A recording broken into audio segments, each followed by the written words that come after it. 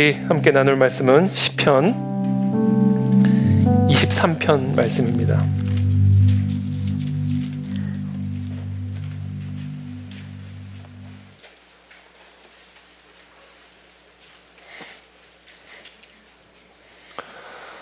시편 23편 1절부터 6절까지의 말씀, 저 여러분들이 한 절씩 교독하겠습니다. 저부터 읽겠습니다. 여호와는 나의 목자시니 내게 부족함이 없으리로다.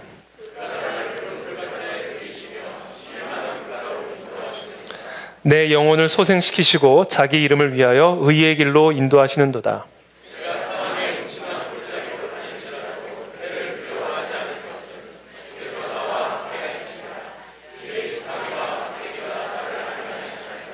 주께서 내 원수의 목전에서 내게 상을 차려주시고 기름을 내 머리에 부으셨으니 내 잔이 넘치나이다. 내 평생의 선하심과 인자하심이 반드시 나를 따르리니 내가 여호와의 집에 영원히 살리로다. 아멘. 네, 오늘 슬기로운 신앙생활 6번째 말씀입니다. 성령의 인도를 받는 삶이란 무엇인가? 라는 주제를 가지고 하나님의 말씀 함께 나누겠습니다. 지난 2년 동안 온 세상을 고통으로 몰아넣었던 이 코로나 사태가 다 끝나기도 전에 남아프리카 공화국에서 새로운 변종 바이러스인 오미크론이 출현하면서 전 세계가 다시 바짝 긴장하는 모습을 보이고 있습니다. 이 오미크론은 먼지처럼 사라질 줄을 믿습니다. 저는 별로 걱정하지 않습니다. 이 인류의 역사는 한마디로 재난의 역사입니다. 여러분 뉴스를 틀어보십시오. 어제도 오늘도 그리고 내일도 온 세상의 뉴스는 굿뉴스가 아니라 밴뉴스로만 가득합니다. 전쟁과 질병 또는 지진이나 홍수와 같은 재앙으로 점철된 이 재난의 역사가 바로 인류의 역사인 것입니다. 그래서 오늘 재난이 끝났다고 끝이 아니라 내일, 모레 계속해서 이 세상에는 이 재난이 끊임없이 몰아칩니다. 개인의 삶에 있어서도 마찬가지입니다. 다양한 종류의 도전과 위기가 마치 파도처럼 끊임없이 우리 삶에 몰아쳐옵니다. 그리고 그와 같은 위기 속에서 우리는 고갈을 경험합니다. 평강의 고갈, 기쁨과 소망의 고갈, 그리고 그 모든 위기를 극복할 수 있는 수단의 고갈을 경험하게 됩니다. 그러나 동시에 우리가 분명하게 확인할 수 있는 사실 하나는 그럼에도 불구하고 죽으라는 법은 없었다라는 사실입니다. 모든 것이 고갈된 황폐한 땅에서 전혀 예기치 못했던 새로운 돌파구가 열리고 또 새로운 샘이 터지는 기적의 역사가 일어났습니다. 만약에 그와 같은 기적의 역사가 없었다면 이 땅의 인류는 이미 오래전에 멸절되었을 것입니다. 그러므로 문제의 본질은 우리의 삶에 문제가 있느냐 없느냐가 아닙니다. 그 문제에 우리가 어떻게 대처하느냐, 이것이 모든 문제의 본질인 것입니다.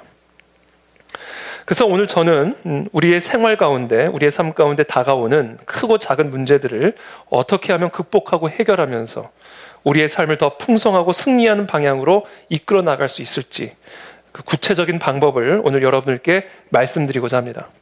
그것은 바로 성령의 인도함을 받는 삶입니다. 예수님은 말씀하셨습니다. 나는 포도나무요, 너희는 가지라. 그가 내 안에, 내가 그 안에 거하면 사람이 열매를 많이 맺나니 나를 떠나서는 너희가 아무것도 할 수 없습니다. 예수님께서는 우리가 비록 마른 가지와 같이 모든 것이 고갈되고 또 시들어버린 상황에 있을지라도 놀라운 열매를 거둘 수 있다고 분명하게 말씀하십니다. 그 방법은 뭐다? 포도나무에 붙어있는 삶을 사는 것입니다. 여러분, 우리의 일은 열매를 맺는 일이 아닙니다. 우리의 일은 포도나무에 붙어있는 일입니다. 열매를 맺게 하는 것은 농부가 하실 일입니다. 가지가 해야 할 일은 그저 포도나무에 붙어있는 것이죠. 여러분, 그 일만 하면 농부는 그 가지를 통해 풍성한 열매를 맺게 하십니다.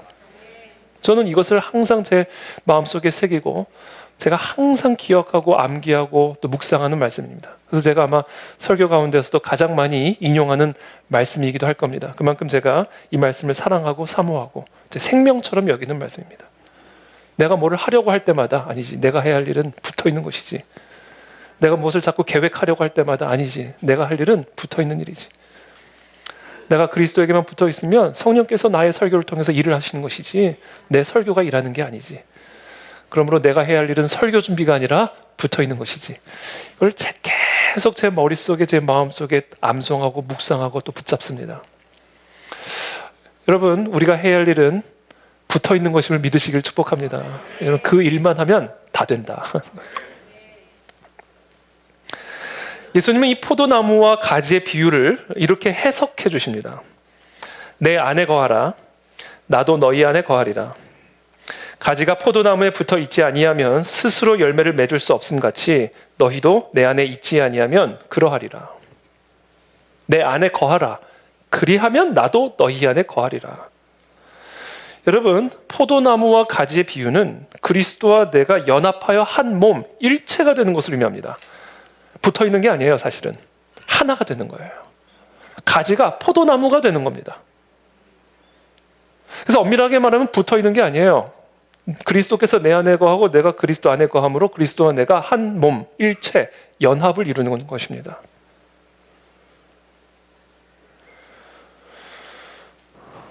예수 그리스도께서 내 안에 거하시고 내가 예수 그리스도 안에 거하게 될 때, 즉 그리스도와 내가 연합하여 한 몸을 이루게 되면 비록 나는 마른 가지와 같은 상황 속에 있지만 예수 그리스도께서, 내 안에 계신 예수 그리스도께서 나를 통해서 놀라운 일을 시작하실 수 있다는 거예요.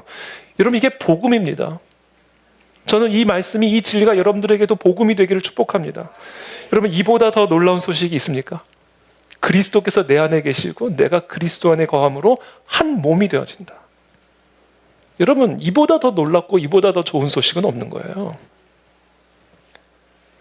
우리는 예수님이 역사적으로는 2000년 전에 계셨던 분이고 거리적으로는 지금 저 멀리 우주 밖 하나님의 보좌 우편에 앉아 계신 분이라고 생각을 해서 예수님을 역사적으로나 거리적으로나 너무 멀리 계신 분처럼 생각하는 경향이 있습니다.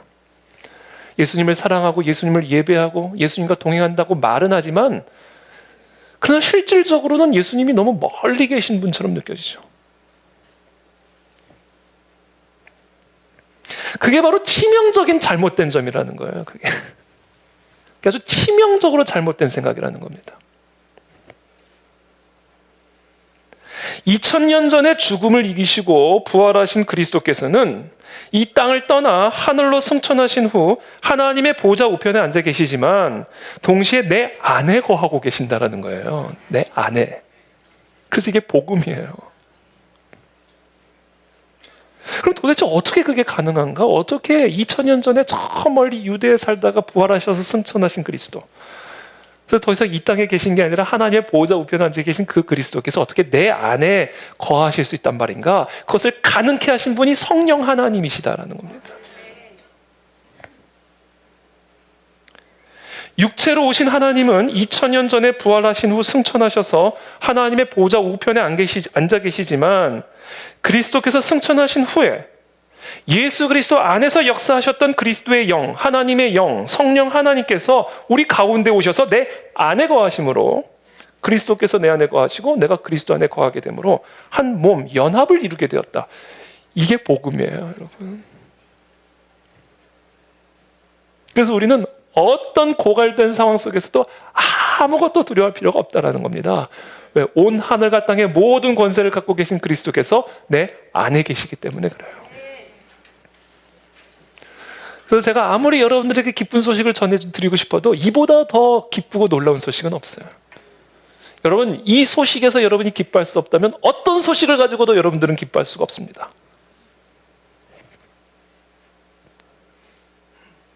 예수님께서 이 포도나무와 가지의 비유를 이렇게 설명을 해주세요. 어떤 컨텍스트에서 설명하시냐면 이제 떠난다, 내가 너희를.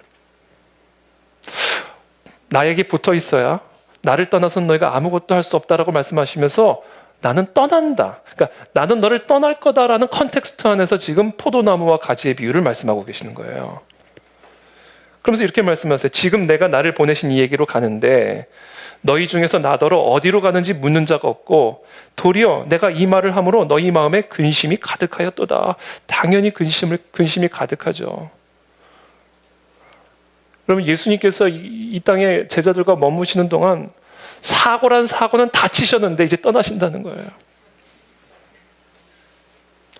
이제 제자들의 머리에 이마에는요, 예수님 제자 딱지가 완전히 붙어 있어가지고 어디 다니지도 못합니다. 그 예수님께서 제자들의 관점에서 사고란 사고는 이 로마 제국 이 살벌한 한복판에서 다 쳐놓고 이제 우리를 두고 떠나신다는 거예요. 약간 이런 느낌이에요. 저 어렸을 때 어떤 게임을 했냐면요. 전철 딱 오면 전철 문 열리는 순간 들어가죠. 나는 슈퍼맨이다. 그러면 막 나르는 흉내를 내고 문 닫히기 전에 나오는 거예요. 예? 그 게임 안 해보셨어요? 저만 해봤나요? 그리고 이제 나와야 되는데 문이 닫혀버리는 거예요. 그런 시츄에이션 얼마나 황당해요. 이게 정확한 매치가 되는 건지는 모르지만 그와 같은 당혹감. 예수님과 함께 다니면서 바리새인도 무섭지 않고 로마 관원도 무섭지 않고 풍랑도 무섭지 않고 어깨에 딱 힘이 들어가가지고 예수님 제자 딱지 딱 붙이고 다니고 있는데 갑자기 예수님이 떠나신다니까 얼마나 근심이 되고 얼마나 당혹했겠어요. 근데 예수님이 설명을 해주시는 거예요. 이 포도나무와 가지의 비유를 들어서 이 비유가 무엇을 의미하는지. 그러나 내가 너에게 실상을 말하노니 내가 떠나가는 것이 너에게 유익이라. 내가 떠나가지 아니하면 보혜사 너를 돕는 자 성령께서 너에게로 오시지 아니할 것이요 내가 가면 내가 그를 너에게로 보내리니. 그동안은 너와 내가 함께 있었지만 이제 내가 떠나면 내가 네 안에 들어간다라는 거예요. 우리가 같이 지내다가 밤에는 내 집에 가서 자고 너는 네 집에 가서 자서 헤어졌지만 이제 내가 떠나가면 이제 나는 너가 어디에서 무엇을 하든지 네 안에서 함께 항상 할 거다라는 거예요. 그러니까 비록 지금 내가 떠나가지만 이거는 전혀 근심할 일이 아니다. 왜? 내가 성령 하나님을 보내셔서 성령 하나님이 네 안에 거함으로 이제 너와 내가 한 몸을 이루게 될 것이기 때문에 내가 떠나가는 것이 전혀 근심이 되거나 두려울 일이 아니다. 그래서 여러분 이 포도나무와 가지의 비유는요 성령에 대한 비유를 말씀하시는 겁니다. 성령 하나님에 대한 비유예요. 그래서 여러분 우리는 이 성령 하나님을 통해서 비유적이거나 상징적인 의미가 아니라 실질적인 의미로 예수 그리스도와 연합하여 한 몸을 이루게 됩니다. 그리스도와 내가 한 몸을 이룬다, 연합한다, 그리스도가 내 안에 거하고 내가 그리스도 안에 거한다라는 의미는 전혀 비유적이거나 상징적인 의미가 아니라 실질적인 의미고 그것을 실질적으로 가능케 하는 일이 성령 하나님의 강림을 통해 이루어진 것이다라는 거예요. 그래서 사도 바울은 너희가 하나님의 성전인 것과 하나님의 성령이 너희 안에 거하시는 성전임을 너희가 알지 못하느냐. 누구든지 하나님의 성전된 자신의 몸을 더럽히면 하나님이 그 사람을 멸하실 것이라 라고 엄중하게 경고하신 거예요. 바로 이 진리를 깨닫는 일에 하나님을 경험하는 슬기로운 신앙생활의 비밀이 담겨져 있는 것입니다. 예수님께서는 비록 우리를 떠나 승천하셨지만 승천하신 그리스도께서 우리에게 보내주신 그 성령 하나님을 통해 그리스도는 지금 이 시간 나의 몸을 성전으로 삼아 내 몸 안에 거하고 계십니다. 그래서 예수님은 그리스도께서 하셨던 일을 우리도 하게 될 뿐 아니라 그리스도께서 행하셨던 그 일보다도 더 큰 일을 우리가 하게 될 거라고 분명하게 말씀하신 거예요. 그렇다면 우리가 어떻게 그런 일을 경험할 수 있을까? 마른 가지와 같은 내가, 마른 가지와 같은 이런 상황 속에서 어떻게 그리스도께서 하신 일, 아니 그보다 더 큰 일을 감당할 수 있을까? 성령 하나님께서 나를 통해 어떻게 그런 일을 하실 수 있을까? 아주 단순해요. 내 안에 계신 성령 하나님의 인도하심을 받기만 하면 됩니다. 아주 쉬워요.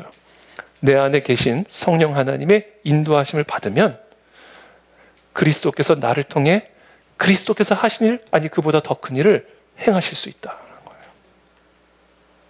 그래서 이거보다 더 좋은 복음은 없는 거예요.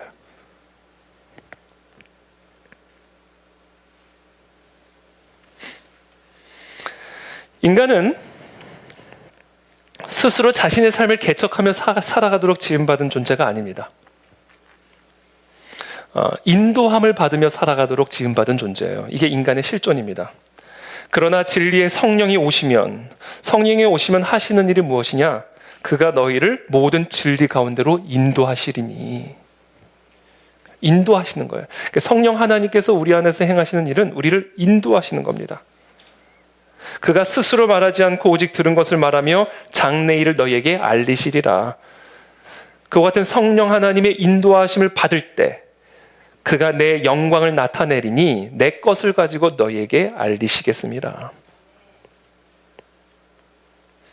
우리는 이 성령 하나님의 인도함을 받으며 살아가도록 지음받은 존재예요. 그래서 우리 인간에게는 반드시 목자가 필요합니다. 이 목자의 인도함을 받는 삶, 그 삶을 살 때 우리는 비로소 부족함이 사라지고 예수 그리스도의 권능을 경험하게 되는 것이죠. 예수 그리스도께서 우리에게 바로 이 성령 하나님을 보내주신 이유가 바로 여기 있습니다. 우리의 목자가 되게 하시기 위함입니다. 왜냐하면 우리는 목자 없이는 살 수 없는 존재요. 반드시 인도함을 받아야만 살 수 있는 존재이기 때문에 그렇습니다. 그래서 여러분, 저와 여러분들의 마음과 생각 속에 계속해서 이것은 생각하고 또 생각하고 또 생각해야 돼. 나는 인도함을 받아야만 살 수 있다. 모든 삶의 영역에서 내가 스스로 삶을 개척하고 열고 끌고 가는 게 아니라 모든 것에서 나는 인도를 받아야만 하는 사람이다 라는 것을 여러분들이 정확하게 기억하셔야 돼요. 그리고 그것을 위해서 우리에게 보내주신 목자가 성령 하나님이시다라는 거예요. 성령 하나님께서 나의 목자가 되어주셔서 우리의 삶을 인도하여 주실 때 우리에게는 어떤 부족함도 없게 될 것입니다. 메마른 광야와 같이 모든 소망이 사라지고 모든 자원이 고갈된 상황에 있다 할지라도 성령 하나님께서 우리의 목자가 되어주실 때 우리는 푸른 풀밭과 쉴만한 물가로 인도함을 받게 될 것입니다. 그리고 그곳에서 근심과 두려움에 정복당한 우리의 심령을 소생시켜 주실 것이며 하나님의 영광을 위해 우리의 발걸음을 의의 길로 인도해 주실 것입니다. 비록 내가 사망의 음침한 골짜기를 지날지라도 성령 하나님께서는 우리의 발걸음을 주의 지팡이와 막대기로 인도하여 주실 것이고 그래서 털끝도 해를 당하지 않도록 우리를 보호하여 주실 것입니다. 오히려 내 원수의 목전에서 내게 상을 베풀어 주시고 내 머리에 기름을 부어 주셔서 내 잔에 기쁨과 감사와 찬양이 넘치게 하실 것입니다. 이와 같은 나의 목자 되신 성령 하나님의 인도하심을 따라가는 삶을 살아갈 때 내 평생에 주의 선하심과 인자하심이 나를 따르는 부족함이 없는 삶이 될 것입니다. 그러므로 오늘 우리가 하나님 아버지께 구해야 할 가장 좋은 선물은 떡도 아니요 생선도 아니요 배도 아니에요. 그물도 아닙니다. 성령 하나님이에요. 성령 하나님만 구하면 다 구하는 거예요. 그분이 우리를 인도하실 것이기 때문에. 그러므로 오늘 우리의 모든 기도는 성령 하나님을 구하는 기도로 바뀌어야 됩니다. 떡을 구하는 기도도 내려놓으시기를 바랍니다. 생선을 구하는 기도도 일단은 내려놓으시기를 바랍니다. 배와 그물을 구하는 기도도 내려놓으십시오. 그보다 더 중요하고 더 위대한 기도가 있습니다. 오늘 우리 모두 한 마음 한 뜻으로 성령 하나님 한 분만을 구하며 나가시기를 예수 그리스도 이름으로 축복합니다. 그러나 너무나 안타까운 사실은 오늘날 수많은 그리스도인들이 스스로를 그리스도인이라고 말하면서도 정작 내 안에 성령 하나님이 계신다라는 사실을 모르고 있거나 망각하고 있거나 무시하고 있습니다. 그래서 내 안에 계신 예수 그리스도의 영, 성령 하나님의 인도하심을 받는 삶을 살아가지 않고 있다는 사실, 이보다 더 비극적인 사실은 없죠. 복음서에 기록된 바로 그 예수 그리스도께서 내 안에 계시는데 이게 비유가 아니라 상징이 아니라 실제인데 그리스도를 믿고 사랑한다고 말하면서 내 안에 계신 그리스도와 대화하지 않고 내가 그리스도를 믿고 사랑한다면서 그 그리스도와 상의하지 않고 그 예수 그리스도, 내 안에 계신 그 예수 그리스도의 인도하심을 받지도 않고 있어요. 여러분, 이보다 더 비극적인 사실이 어디 있어요? 그리고 우리가 그런 사람을 어떻게 그리스도인이라고 말할 수 있고 그들의 신앙생활을 신앙생활이란 말할 수가 있겠습니까? 내 안에 계신 예수 그리스도를 철저하게 무시하고 살아간다면. 그래서 로마서 8장 14절에서 이렇게 말씀하는 거예요. 무릇 하나님의 영으로 인도함을 받는 사람은 곧 하나님의 아들이라. 여러분, 하나님의 자녀는요, 하나님의 영으로 인도함을 받는 사람이에요. 하나님의 영의 인도함을 받지 않는 사람은 하나님의 자녀가 아닌 것입니다. 우리가 정말로 그리스도인이라고 한다면 우리는 무엇을 해야 되는가? 우리 안에 계신 그리스도의 영과 대화해야 돼요. 그 그리스도의 영과 상의하셔야 됩니다. 교제하셔야 돼요. 그분을 높여드려야 돼요. 그분의 말을 존중해야 돼요. 그렇게 우리는 그리스도의 인도함을 받는 삶을 살아가야만 우리는 진정한 하나님의 자녀요 그리스도인인 것입니다. 그래서 저는 오늘 여러분들에게 내 안에 계신 성령 하나님, 내 안에 계신 예수 그리스도와 실질적으로 어떻게 교제하며 그 예수 그리스도의 인도함을 받는 삶을 우리가 어떻게 살 수 있을 것인가, 그 구체적인 방법을 항상 하던 말이지만 새로운 방식으로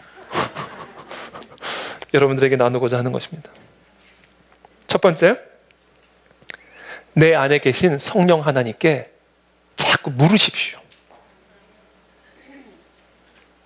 사람 붙잡고 자꾸 묻지 말고 내 안에 그리스도가 계신다라는 사실을 기억하고 그 그리스도에게 자꾸 질문하세요. 그 그리스도와 자꾸 상의하십시오. 내 안에 계신 성령 하나님에게 모든 것을 묻고, 물은 다음에는 듣고, 들은 다음에는 인도함을 받는 삶, 이 삼박자. 이게 그리스도인의 삶의 생명이고 본질입니다. 저는 개인적으로 배가 고플 때 일반적으로 그냥 제가 먹고 싶은 건 먹지만 무엇을 먹어야 될지 모를 때는요, 제 안에 계신 성령 하나님께 여쭙습니다. 성령님, 오늘 점심은 제가 뭘 먹으면 좋을까요? 그리고는 성령 하나님의 인도하심을 받아요. 그러면 그때 제 뱃속 깊은 곳에서 메뉴가 쫙 떠오릅니다. 농담 아니에요. 농담처럼 말하지만 농담 아니에요. 나만 먹는 게 아니잖아요. 내 안에 계신 성령님 같이. 주일 예배를 위해서 제가 매고 싶은 넥타이를 일반적으로 매지만 어쩔 때는 성령님, 오늘 제가 어떤 넥타이를 매면 좋을까요? 질문합니다. 그리고 성령의 인도하심을 받아요. 그러면 그날은 영락없이 오늘 목사님 넥타이 때문에 은혜 받았다는 사람이 나옵니다.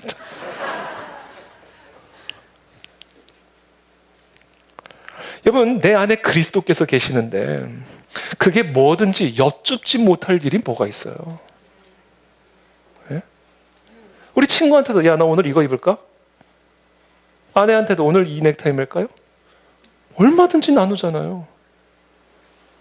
근데 내 안에 그리스도께서 계시는데 내 삶의 그런 사소한 일상까지 함께 상의하고 함께 나누며 하지 못할 이유가 어디 있어요?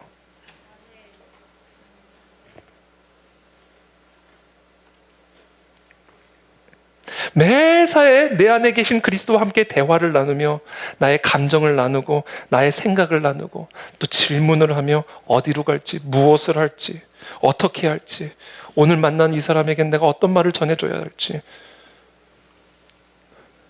내 안에 살아계신 그리스도와 함께 상의하고 묻고 대화하며 살아가는 것이 이게 그리스도인의 삶의 본질입니다. 여러분, 상상만 해도 좋지 않으세요? 저는 바로 그 일을 시작하시기를 축복합니다. 이와 같은 삶의 방식을 체득하게 되면요, 어떤 상황 속에서도 두렵지 않아요. 아무것도 없어도 아무것도 두렵지 않습니다. 왜? 내 안에 온 하늘과 땅의 모든 권세를 갖고 계신 그리스도께서 계시기 때문에 그 그리스도와 나누면, 대화하면 아무것도 없어도 아무것도 없는 게 아니에요.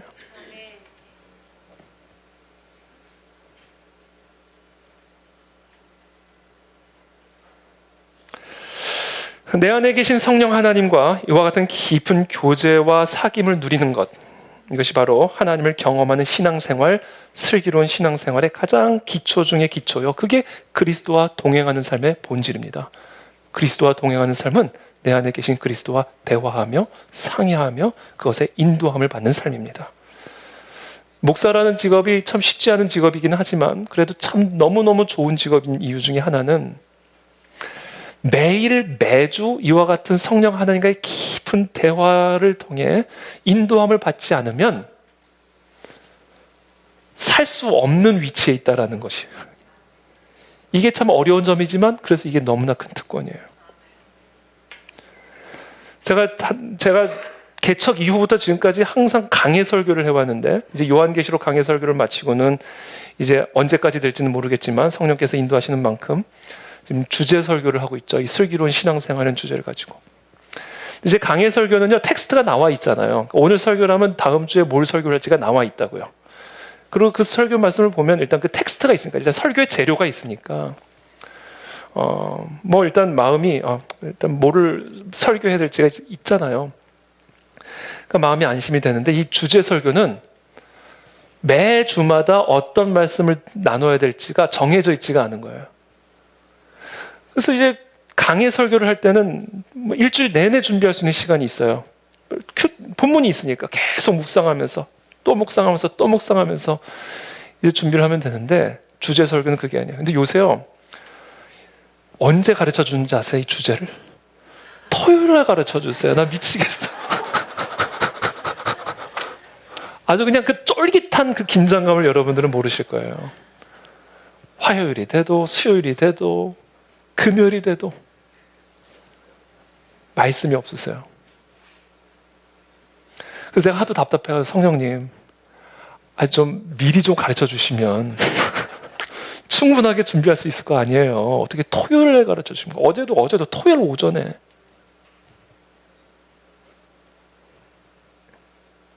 그때 하나님이 이 말씀하세요. 태희야, 아니 내가 내 자녀들에게 말을 하는데 설마 말을 너에게 안 주겠느냐 그러는 거예요. 그래서 성령 하나님께서 저를 훈련시키는 것 같아요. 그렇지, 성령님께서 말씀을 안 하실 일이 없지. 성령 하나님께서 얼마나 여러분들에게 말씀하고 싶으시겠어요. 말씀을 안 하실 일이 없죠. 근데 그 말씀을 듣기 위해서 기다리고 또 기다리고 또 기다리면서 토요일 아침까지 그냥 아주 쫄깃한 심정으로 그 성령의 음성을 기다리고 있는 그런 시간들을 통해서 동시에 놀라운 짜릿함을 경험하게 돼요. 주시는구나. 또 주셨구나. 성령님은 진짜로 주시는구나. 그래서 제가 한 가지 여러분들에게 꼭 말씀드리고 싶은 분은, 우리 가운데는 정말 그런 분은 없지만 여러분 오늘 이 강단을 통해서 선포되어준 말씀을 절대로 허투루 듣지 않게 되기를 바랍니다. 이거 진짜 성령님이 주시는 말씀들이에요. 이 말씀을 받아서 여러분들의 삶에 적용하십시오. 그때 여러분들의 삶에 놀라운 일들이 일어날 거예요. 이와 같은 성령의 인도하심을 받는 삶을 살아간 대표적인 사람이 한 사람이 있는데 그 사람의 이름이 바로 다윗입니다.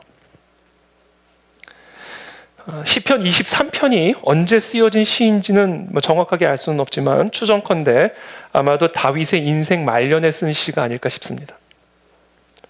제가 그렇게 생각하는 이유는 이 시편 23편이야말로 다윗이 자신의 평생을, 자신이 어떻게 살아왔는지를 가장 잘 표현해주고 있는 그런 시이기 때문에 그렇습니다.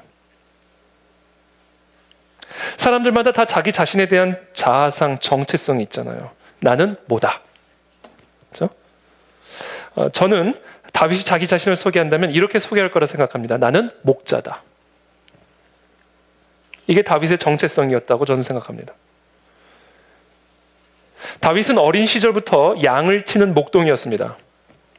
고대 세계에서 목자가 되는 것은 가장 낮은 계층의 직업들 가운데 하나였습니다. 사무엘이 왕을 세우기 위해 이새의 집에 방문했을 때에도 8형제 중 말째인 다윗이 형들을 대신하여 양떼들을 돌보고 있었습니다.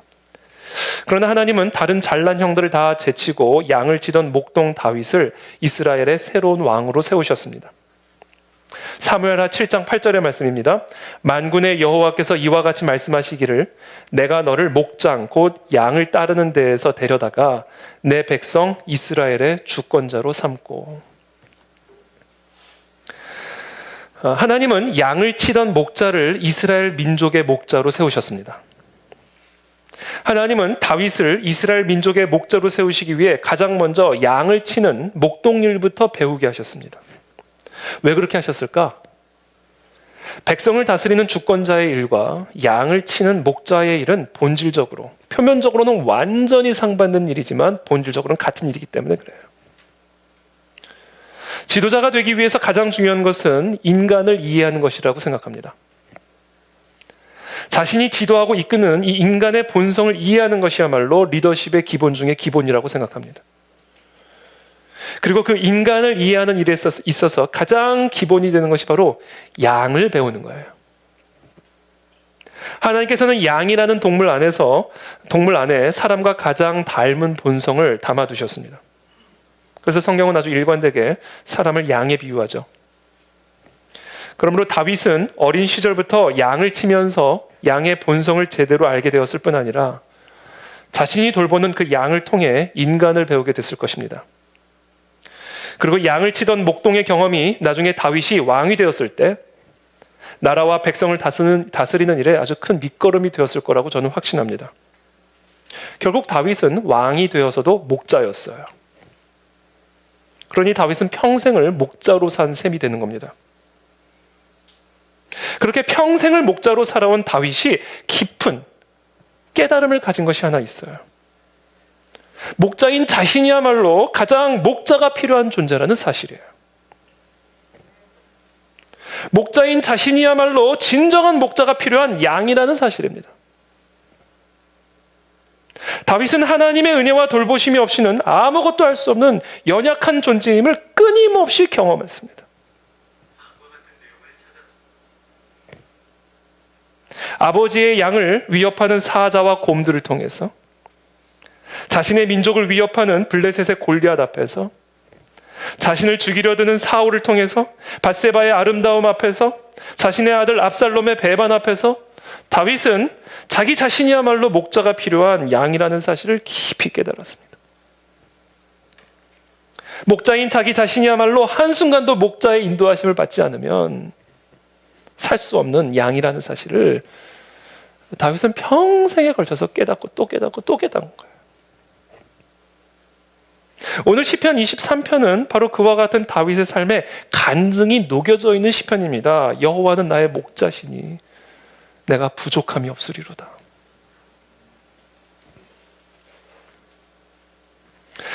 블레셋이 다윗의 군대를 쳐들어오니까 그때 다윗이 바로 군대를 수집해서 전쟁으로 나가는 게 아닙니다. 이게 다윗이 살아가는 방식이 아니었어요. 다윗이 하나님께 물어 이르되 내가 블레셋 사람들을 치러 올라가리이까? 아니, 블레셋 군대가 쳐들어오는데 그 치러 올라가는 게 그게 물을 일이에요? 묻는 거예요. 아닐 수도 있으니까. 나의 삶의 본질은 양이니까. 인도함을 받는 게 내 삶의 본질이니까 본능적으로 튀어나간 게 아니라 본능적으로 묻는 거예요. 이게 다윗이 살아간 삶의 방식이었다는 거예요. 주께서 그들을 내 손에 넘기시겠나이까? 하니 여호와께서 그에게 이르시되 올라가라, 내가 그들을 내 손에 넘기리라 하신지라. 그래서 다윗이 또 하나님께 묻자온대 하나님이 이르시되 마주 올라가지 말고, 그러니까 아마 다윗이 어떻게 할까요?를 물었던 것 같아요. 그러자 하나님이 이르시되 마주 올라가지 말고 그들 뒤로 돌아 뽕나무 숲을 맞은편에서 그들을 기습하되 뽕나무 꼭대기에서 걸음 걷는 소리가 들리거든 곧 나가서 싸우라. 여러분, 꼭 뽕나무여야 되는 겁니다. 참나무면 안 되는 거예요. 정확한 하나님의 지시가 있었다라는 거예요. 너보다 하나님이 앞서 나아가서 블레셋 사람들의 군대를 치리라 하신지라. 이에 다윗이 하나님의 명령대로 행하여, 그러니까 인도함을 받는 삶이에요. 다윗이 이스라엘 군대 장관이지만, 군대 대장이지만 아니에요. 다윗의 군대 대장은 여호와인 거예요. 다윗은 언제나 인도함을 받는 삶입니다. 그 명령대로 행하여 블레셋 사람들의 군대를 쳐서 기브온에서부터 게셀까지 이르렀더니, 그때 그랬더니 다윗의 명성이 온 세상에 퍼졌고 여호와께서 모든 이방 민족으로 그를 두려워하게 하셨더라. 이게 다윗이 살아가는 삶의 방식이고 이게 우리가 살아가는 삶의 방식이 되어야만 한다라는 겁니다. 그래서 우리 매일 아침 기도할 때 우리 그안에 찔리게 우리 모든 성도님들은 또 온라인을 통해 예배에 참여한 우리 모든 성도님들은 항상 이와 같은 기도로 시작하기를 바랍니다. 성령 하나님, 내 안에 계신 예수 그리스도 주님이시여 오늘 하루도 저를 인도하여 주시옵소서. 그렇게 시작된 하루, 일과 모든 일상 속에서 성령 하나님과 대화하며 상의하며 질문하며 나는 오늘 하루 성령 하나님의 인도함을 받는 삶을 살리라. 그와 같은 고백과 결단과 간구를 가지고 하루하루 살아가는 삶이 되시기를 예수님의 이름으로 축복합니다. 두 번째, 내 안에 계신 성령 하나님과 대화할 뿐 아니라 내 안에 계신 성령 하나님의 음성을 듣는 겁니다. 에스겔이 살아가던 당시 이스라엘은 단순한 곤경에 빠진 정도가 아니라 아예 나라가 망해버렸습니다. 그래서 바벨론의 포로로 잡혀와 끌려가 있는 상황입니다. 예루살렘의 성벽은 무너져서 돌무더기가 되었고요. 이스라엘의 백성들은 빈털터리가 되어서 모든 것이 다 끝장난 상태로 바벨론 땅의 낯선 강가에 포로 신세로 앉아 있었습니다. 그러면 이제 그들에게 무슨 소망이 남아있겠어요? 나라가 망했는데. 그들이 도대체 무슨 일을 할 수가 있겠습니까? 이제 그들의 모든 소망은 완전히 고갈됐습니다. 그들은 나라를 잃었고 지도자를 잃었고 가정을 잃었고 군대와 무기를 잃었습니다. 그들의 절망적인 상황을 극복할 수 있는 수단은 완전하게 전부 다 고갈돼 버렸습니다. 자, 그런 절망적인 상황 속에서 포로들 사이에 끼어있던 한 사람 에스겔에게 호련히 여호와의 말씀이 임한 거예요. 여호와의 말씀이 내게 임하여 이르시되. 모든 소망이 고갈된 에스겔에게 여호와의 말씀이 호련히 임한 거예요. 이게 바로 성령 하나님의 사역입니다. 바로 이것이 에스겔뿐 아니라 모든 시대, 모든 세대에 걸쳐서 성령 하나님께서 우리를 환난과 절망에서 건져내어 소망과 미래로 인도하시는 방식입니다. 호련히 하나님의 말씀이 임합니다. 이에 그들이 그들의 고통 때문에 여호와께 부르짖음에 그가 그들의 고통에서 그들을 구원하시되 어떤 방식으로 구원하셨는가? 그가 그의 말씀을 보내어 그들을 고치시고 위험한 지경에서 건지시는도다. 이게 성령 하나님께서 우리를 인도하시는 방식이에요. 호련히 하나님의 말씀이 임합니다. 광야 한복판에, 골방 한복판에, 포로로 끌려가 바벨론 강가에 포로 신세로 앉아있는 그 어느 순간에 호련히 하나님이, 성령 하나님이 하나님의 말씀을 내 심령 가운데 보내주셔요. 지금 우리의 상황은 바벨론에 잡혀간 이스라엘 자손의 이 무력하고 절망적인 상황처럼 아주 심각한 곤경에 빠져 있습니다. 개인적으로나 가정적으로나 사업적으로나 국가적으로나 세계적으로나 우리의 미약한 힘으로는 아무것도 할 수 없는 그런 위험한 지경에 처해 있습니다. 이와 같은 상황 속에서 성령 하나님은 바벨론 강가에 앉아있던 에스겔에게 임했던 그와 같은 방식으로 동일하게 우리에게 하나님의 말씀을 전달해 주셔서 우리를 그 위험한 지경에서 건져내 주십니다. 그럼 우리 모두가 오늘 해야 할 일은 무엇인가? 성령 하나님께 질문하셨습니까? 성령 하나님과 상의하셨습니까? 이제 그 성령 하나님의 음성에 귀를 기울이시기를 축복합니다. 인간의 말이 아니라 하나님의 입에서 나오는 성령의 음성이 있습니다, 여러분. 인간의 정신으로 고안해내거나 자기 생각의 결과물이 아니라 하나님의 입에서부터 나오는 성령의 음성이 있습니다. 왜? 내 안에 계시기 때문에 그래요. 그 계시를 받아야 돼요. 그리스도께서 내 안에 계시기 때문에, 성령 하나님께서 내 안에 계시기 때문에, 그분은 벙어리가 아니시요 귀머거리가 아니시기 때문에 내 안에 계신 예수 그리스도와 상의를 드렸다면 반드시 그리스도는 답하십니다. 그분에게 여러분들이 토로하셨다면 반드시 내 안에 계신 그리스도께서는 우리를 위로하십니다. 그러면 여러분 질문을 하셨어요? 그럼 성령의 음성에 귀를 기울이셔야 돼요. 반드시 말씀하십니다. 여기서 오늘 제가 한 가지 강조하고 싶은 부분이 하나 있는데 그건 뭐냐면 이 성경에 기록된 이 말씀, 이 성경과 성령의 음성은 다른 것이다. 성경에 기록된 말씀을 통해서 성령의 음성이 우리의 심령 가운데 임하게 되는 것이지, 성경에 이 말씀, 기록된 말씀 자체가 성령의 음성인 것은 아니에요. 우리는 이것을 좀 구분해야 됩니다. 다시 말해서 성경에 기록된 말씀을 향한 우리의 믿음과 헌신 때문에 우리에게 들려주시는 성령의 음성을 무시하거나 간과하는 우를 범해서는 안 된다라는 말씀이에요. 저는 아주 보수적인 교단에서 신앙생활을 했습니다. 처음부터 끝까지 찬송가예요. 처음부터 끝까지 찬송가고 손도 함부로 올리면 안 돼요. 목사님이 올리실 때 올려야 돼요. 안 그러면 눈칫밥이 막 들어옵니다. 통성 기도는 거의 없었고요. 아주 보수적인 그런 좋은 건강한 교회에서 성장을 했습니다. 대부분의 보수적인 교단이 그렇듯이 우리 교회도 아주 말씀 중심적인 신앙생활을 강조했어요. 그래서 딱 교회에 들어가면 딱 교회 중심, 성경 중심, 기도 중심, 딱 이 중심, 세 가지 중심이 딱 새겨져 있는 그런 액자가 있었어요. 그만큼 우리 교회는, 제가 성장한 교회는, 모교회는 아주 말씀 중심적인 신앙생활을 강조했어요. 성경의 절대 무오함, 성경의 절대적인 권위를 믿고 이 성경 중심적인 신앙생활이 건강한 신앙생활의 초석임을 매우 강조하는 교회였고요. 그리고 이것은 아무리 강조해도 지나치지가 않습니다.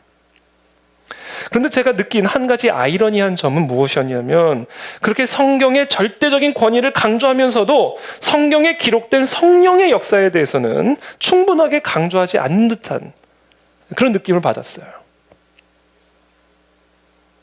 분명히 성경 안에는 병자가 치유받는 성령의 역사가 나타나잖아요. 근데 진짜 그 일이 일어나면 이단 아니야? 이렇게 되는 게 아이러니잖아요. 분명히 성경에는 사도행전 초대교회 때 방언이 임했잖아요. 방언을 하면 하지 마. 모순된 걸 조금 느꼈어요. 성경의 절대적인 권위를 믿으면서도 성경에 기록된 성령의 역사에 대해서만큼은 충분하게 그 권위를 인정하지 않는 듯한 그런 느낌을 받았습니다. 물론 그와 같은 성령의 소위 말하는 역사들이 너무나 치우쳐서 좋지 않은 선례들을 일으킨 수많은 교회사적인 사례들이 너무나 많고 여러 가지 어려움들이 있기 때문에 그런 부분들에 대해서 조심시키는 측면도 분명히 있었지만, 그것이 조심을 넘어서 그것을 부정하는 단계로까지 나가게 되면 이거는 성경의 권위를 제대로 인정하지 않는 역설을 낳는 것이죠. 제가 그러다가 이제 하와이에 위치한 이 YWAM이라고 하는 선교단체에 들어가서 정말 본의 아니게, 저는 정말 원치 않았지만 성령 하나님의 강권적인 인도하심으로 그것에 들어가서 이제 훈련을 받게 됐는데, 거기서 제가 성령 하나님과의 교제에 대해서 눈이 열렸어요. 갔더니 다 방언이에요. 저만 못해요.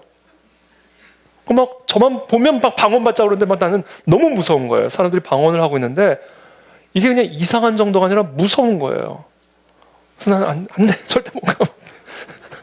계속 피해 다녔어요. 끝까지 안 받았어요. 끝까지.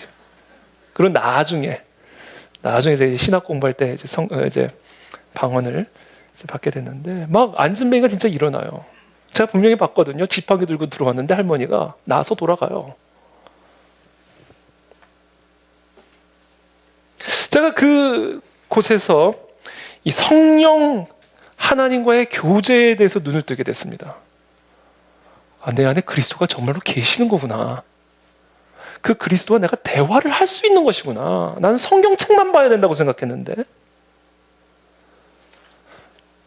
나는 성경책을 설교하시는 설교만 들어야 된다고 생각했는데, 그것을 넘어서 내 안에 그리스도와 내가 직접 대화를 할 수가 있는 것이구나.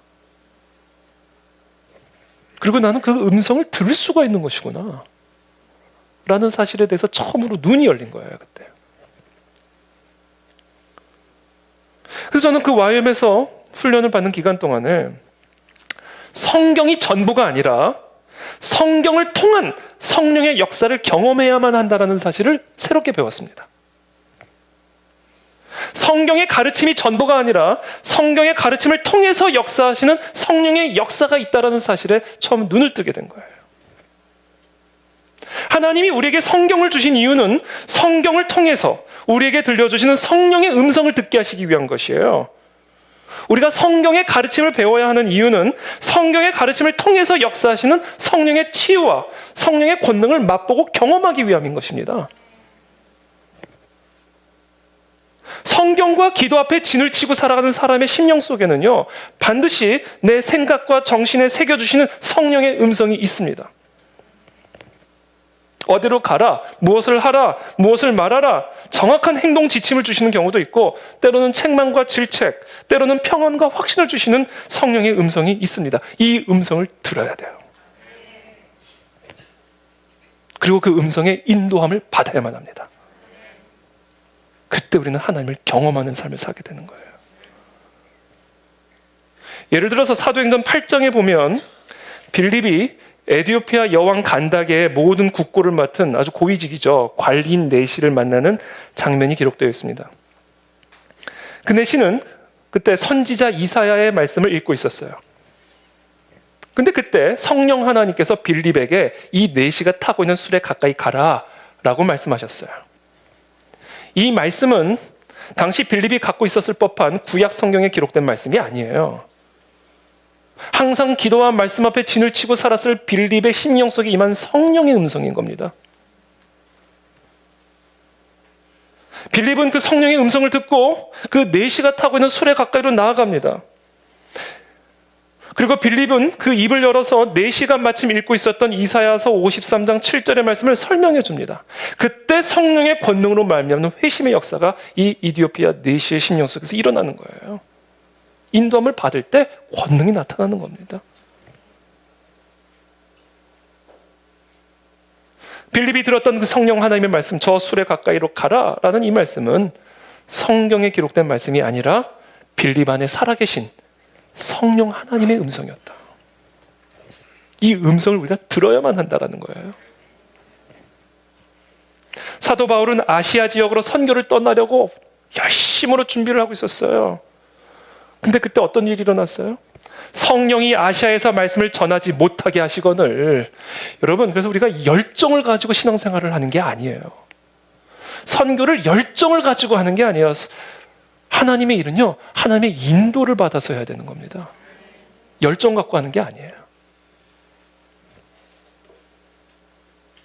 사도 바울은 아시아 지역으로 선교를 떠나려는 열정을 가지고 준비를 하고 있었는데 성령이 아시아에서 말씀을 전하지 못하게 하시거늘.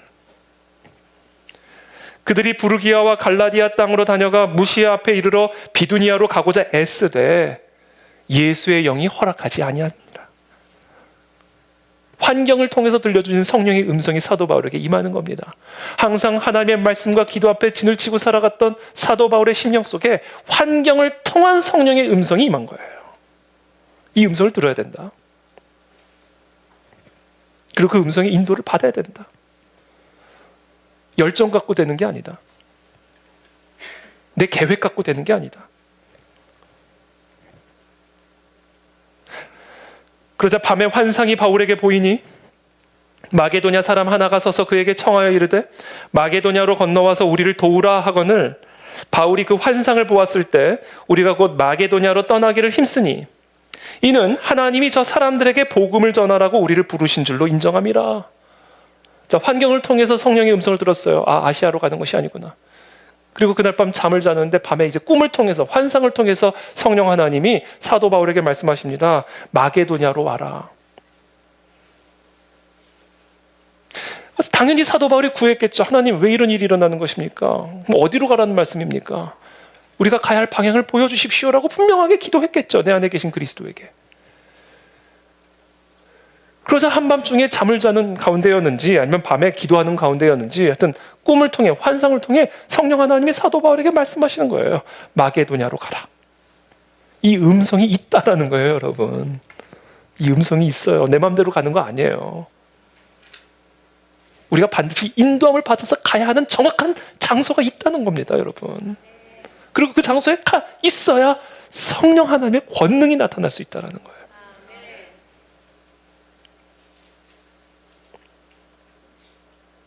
예수님께서 우리 제자들에게 이제 내가 떠나면 너희들이 아마 핍박을 받을 거다. 관원들이 너를 공회에 넘겨줄 것이고 너희를 채찍질할 것이다. 그러면서 이렇게 말씀하세요. 너희를 넘겨줄 때에 어떻게 또는 무엇을 말할까 전혀 염려하지 말아라.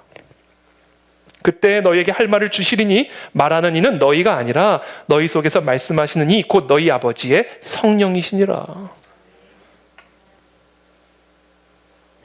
저는 이 말씀을 매일 새벽마다 사모하는 마음으로 붙잡고요.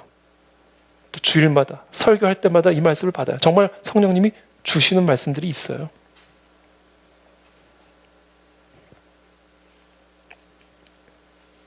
그래서 여러분, 이번 한 주간에 여러분들이 누군가 만나서 중요한 말을 해야 될 때 그냥 말을 내뱉지 마세요. 성령 하나님의 인도하심을 따라서 말하십시오.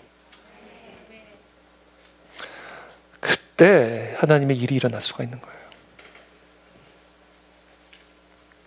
다시 한번 강조하지만 성령의 음성은 가장 1차적으로는 성경에 기록된 하나님의 말씀을 통해서 우리에게 전달이 됩니다. 왜냐하면 모든 성경은 하나님의 감동, 즉 성령의 감동으로 기록된 것이기 때문에 그 하나님의 음성, 성령 하나님의 음성은 이 말씀 앞에 진을 치는 삶을 통해서 우리에게 주어져요. 그러나 그렇게 항상 기도와 말씀 앞에 진을 치고 살아가는 사람들이 반드시 병행해야 하는 일이 있는데, 그것은 바로 그와 같은 기도와 말씀의 삶을 도구로 삼아 내 안에 계신 성령 하나님과 깊은 교제를 나누는 거예요. 이게 반드시 병행이 돼야 됩니다. 여기로까지 반드시 나아가야 돼요. 너무나 많은 그리스도인들이 거기까지 나가지 않고 기도와 말씀, 그게 목적 자체가 돼버린 거예요. 아니요, 그거는 하나님이 우리로 하여금 내 안에 계신 그리스도와 내 안에 계신 성령 하나님과 깊은 영적 교제를 나누게 하시기 위해 지정하신 영적인 수단이에요. 그 자체가 목적이 아니라고요.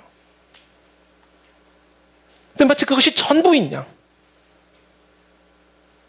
신앙생활을 하니 성령의 음성이 무엇인지를 모르고, 성령의 음성이 무엇인지를 모르니 성령의 음성의 인도함을 받을 수가 없고, 그 인도를 받을 수 없으니 성령을 경험하지를 못하는 거예요.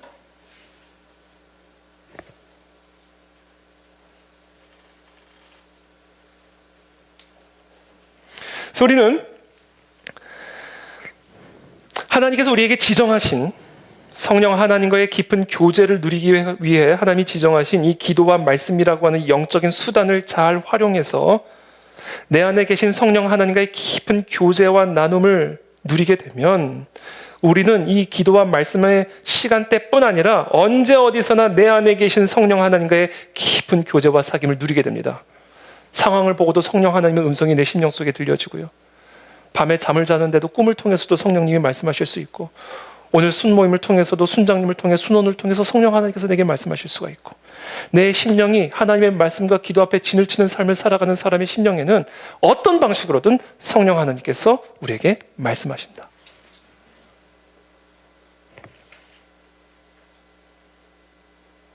그래서 저는 오늘 저와 여러분들이 반드시 꼭 기억하고 넘어가기를 원하는 부분이, 성경과 기도는 내 안에 거하고 계시는 성령 하나님과의 깊은 교제와 나눔을 위한 영적인 수단이요 도구이지 그것 자체가 목적이 아니라는 사실을 반드시 아시기를 바랍니다.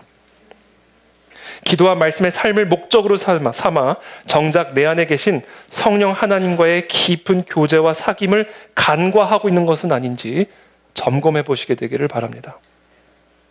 그래서 우리는 이 양극단으로 치우치는 일을 하면 안 돼요.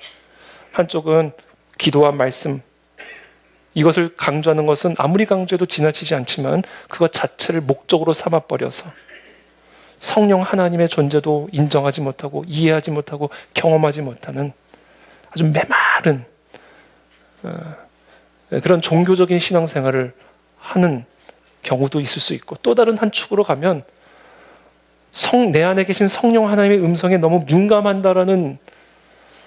민감하게 반응한다라는 구실로 하나님의 말씀과는 아무런 상관없이 내 감정이 성령님의 감정이 되어버리고, 내 생각이 성령님의 생각이 되고, 내 욕망이 성령님의 욕망이 되어버리는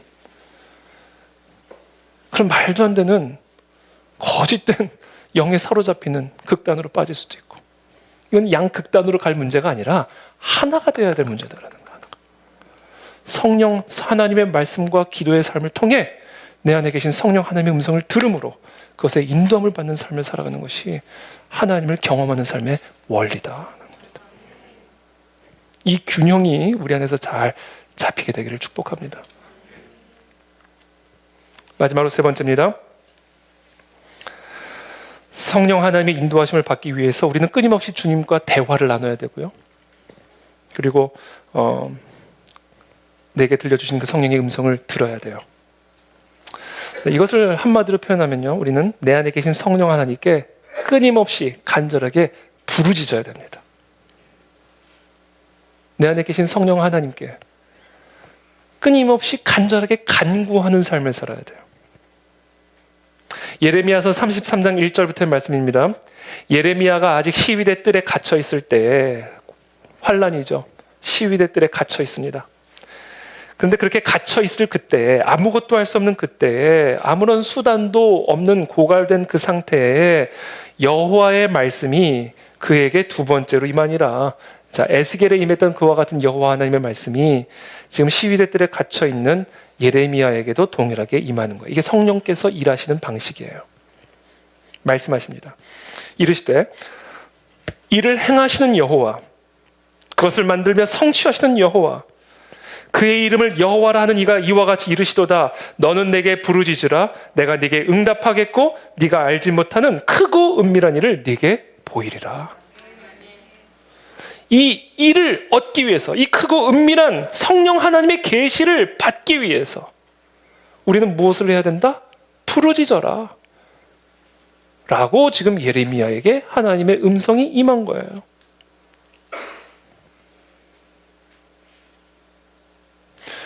여러분, 모든 것이 고갈된 상태에서 예레미야처럼 에스겔처럼 지금 뜰에 갇혀있는 포로로 잡혀있는 그런 상황 가운데 계십니까? 하나님에게 질문하십시오. 이 상황에서 내가 무엇을 해야 됩니까? 그때 성령께서는 말씀하실 거예요. 기도해라. 부르짖어라. 이 말씀이 지금 예레미야에게 임한 거예요. 왜 울고 있냐? 부르짖어라. 왜 두려워하냐? 부르짖어라. 그러면 어떤 일이 일어나는가?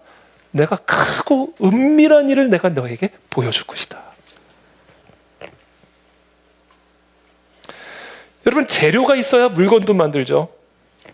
재료가 없는데 물건은 어떻게 만듭니까? 모든 것이 고갈된 황폐한 상황 속에서 도대체 무엇으로 소망을 만들어내며 무엇으로 미래를 만들어낼 수 있단 말이에요. 그런데 아무것도 없이 완벽하게 고갈된 땅에서 소망을 만들어내고 미래를 만들어낼 수 있는 방법이 있다는 거예요. 그것은 바로 무에서 유를 창조하실 수 있는 성령 하나님의 은밀한 계시를 받는 겁니다. 성령 하나님의 그 크고 은밀한 계시가 바로 모든 것이 고갈된 황폐한 땅에서 소망을 만들어낼 수 있는 소망의 재료요, 미래를 만들어내는 미래의 재료입니다. 그래서 우리가 모든 것을 다 잃어버린 것과 같은 상황 속에서, 그래서 아무것도 할 수 없는 모든 수단이 고갈된 그런 상황에 있다 할지라도 우리는 우리가 아직은 알지 못하는, 그러나 성령 하나님의 그 깊은 뜻 가운데 들어가 있는 그 은밀하고 크고 비밀한 일을 우리가 깨닫게 되면, 그것을 계시받게 되면 그 계시가 우리의 삶의 소망을 만들어내는 재료가 되는 것이고 기적을 일으키는 재료가 되는 거예요. 그래서 여러분, 아무것도 없어도 아무것도 걱정할 필요가 없어요. 뭐만 하면 돼요? 내 안에 성령 하나님의 크고 은밀한 그 계시를 받기만 하면 됩니다. 그리고 그 계시를 받기 위해서 지금 말씀하세요. 부르짖어라. 부르짖으면 내가 계시하리라. 내가 보여주리라. 이를 행하는 여호와, 나 여호와가 크고 은밀한 일을 너에게 보여주리라. 그것이 기적을 일으키는 재료예요. 그래서 다른 재료가 필요 없는 겁니다. 이 재료만 있으면 되는 거예요. 엘리사의 제자들의 아내 중에 한 여인이 자신의 남편을 잃고 엘리사에게 자신의 딱한 사정을 아뢰입니다. 빚쟁이가 찾아와서 자신의 두 아이를 데려다가 그의 종을 삼고자 하나이다. 울면서 부르짖죠. 얼마나 얼마나 절박한 상황이에요. 빚쟁이가 자기 두 아들을 데리고 가려고 하니까. 그때 엘리사가 이 여인에게 질문을 합니다. 너희 집에 남아있는 게 뭐냐? 너희 집에 미래의 재료로 쓸만한 거, 소망의 재료로 쓸만한 게 남아있는 게 도대체 뭐가 있느냐? 이제 두 아들까지 다 데려간다니까 도대체 남아있는 게 뭐가 있겠어요? 그때 이 여인이 이렇게 말합니다. 기름 한 그릇 외에는 아무것도 없나이다. 여러분, 기름 한 그릇 가지고 뭘 어떻게 해요? 기름 한 그릇 가지고 빚을 어떻게 갚을 것이며, 기름 한 그릇으로 이 두 아들을 어떻게 빚쟁이로부터 보호할 수가 있겠어요? 그러니까 아무것도 없는 거예요. 그때 이 엘리사가 이 여인에게 다음과 같이 명령합니다. 너는 밖에 나가서 모든 이웃에게 그릇을 빌려와라. 빈 그릇을 빌려오되 조금 빌리지 말고 너는 네 두 아들과 함께 많은 그릇을 빌려와서 문을 닫고 방에 들어가 모든 그릇에 지금 너희가 갖고 있는 남아있는 그 기름을 부어라. 그리고 부어서 차는 대로 또 옮기고 또 붓고 또 차고 옮기고, 그리고 그 기름을 팔아서 빚을 갚고 남은 것으로 너와 네 두 아들이 생활하라. 그래서 정말 이 여인이 하여튼 동네를 다니면서 그릇이란 그릇은 다 빌려와가지고 두 아들과 함께 방으로 들어가서 남아있는 있으나 마나한 그 기름 한 그릇을 붓기 시작하는데 그 기름이 떨어지질 않는 거예요. 모든 그릇에 기름이 차자 기름이 끊어졌다, 이렇게 말씀하십니다. 그리고 그것을 팔아서 빚을 갚고 생활비로 썼다는 겁니다. 여러분, 이 과부와 같이 모든 것을 잃어버리고 정말 아무것도 없는 상황이라 할지라도 내 안에 계신 그리스도, 오병이어로 5,000명을 먹이신 그리스도, 그 예수 그리스도께서 나에게 가르쳐주고 계시는 그 크고 은밀한 계시를 받으면 되는 거예요. 그 계시의 인도함을 받아 그것을 행하면 우리는 정말로 무에서 유를 창조하는 기적을 경험하게 될 것입니다. 여러분, 지금 이 엘리사의 이 기름 기적 사건, 여러분 잘 안 믿겨지시죠? 한번 해보세요. 동일한 고백을 여러분들이 하지 않을 수가 없게 될 겁니다. 동일한 고백을 하시게 될 거예요. 저는 동일한 오병이어의 기적을, 오병이어의 기적이 이런 거였구나. 오병이어의 기적이 이거구나. 저는 실질적으로 경험을 해봤어요.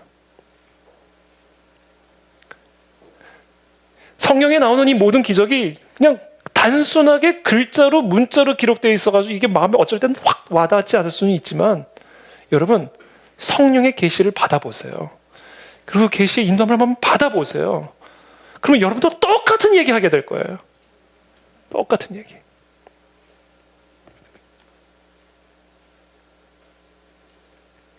그런데 그와 같은 성령의 계시를 받기 위해서 우리가 반드시 해야 하는 게 뭐다? 부르짖어야 된다는 거예요. 그것을 보여달라고 간절하게 부르짖어야 된다는 거예요. 하나님, 나에게 아무것도 없습니다. 지금 나에게 남아있는 것은 이 기름 그릇 하나만 남아있습니다. 그러나 하나님, 이 시간 내 안에 성령의 그 크고 은밀한 일을 보여주십시오. 내가 무엇을 하리이까? 내가 어떻게 해야 되리이까? 내가 구체적으로 해야 할 일을, 지침을 보여주십시오. 그때 이제 성령께서 말씀하시는 거죠. 그릇을 가져와라 라고 말씀을 하시든지, 일단 오병이어를 나에게 줘라 라고 말씀을 하시든지, 뭐라고 분명히 말씀하실 거예요. 그걸 언제 알 수 있어요? 부르짖어야만 알 수 있어요. 너희 중에 누구든지 지혜가 부족하거든 모든 사람에게 후히 주시고 꾸짖지 아니하시는 하나님께 구하라. 그리하면 주시리라. 이사야서 14장 24절에 보면 하나님께서 말씀하십니다. 내가 생각한 것이 반드시 되며 내가 경영한 것을 반드시 이루리라. 분명히 말씀하셨어요. 그런데 에스겔서 36장 37절을 보면 하나님 뭐라고 그러는지 아세요? 그래도 이스라엘 족속이 이같이 자기들에게 이루어주기를 내게 구하여야 할지라. 여러분, 내 안에 계신 성령 하나님의 계시는 무조건 일을 이루십니다. 근데 그것을 경험하고자 한다면 부르짖어야 된다는 거예요. 저는 이것을 저와 여러분들의 사업에 적용하시게 되기를 바랍니다. 우리는 문제가 어려우면 어려울수록 더 선명한 하나님의 성령의 계시를 구해야 돼요. 저는 오히려 더 기대가 돼요. 하나님께서 이 모든 것을 다 거둬가신 이유가 무엇일까? 지금 나의 삶을 이렇게 어둡게 만드신 이유가 무엇일까? 그것은 우리 안에 성령의 계시를 주시기 위함이라는 사실을 믿으시길 축복합니다. 그것을 받아서 사업을 하십시오. 그것을 받아서 연구하십시오. 그것을 받아서 우리의 삶을 이끌어 가십시오. 그때 우리의 삶에 정말 차고 넘치는 성령의 기름, 찬양과 감사의 기름이 차고 넘치는 하나님의 권능의 역사를 경험하게 될 줄로 믿습니다. 함께 기도하며 나가도록 하겠습니다.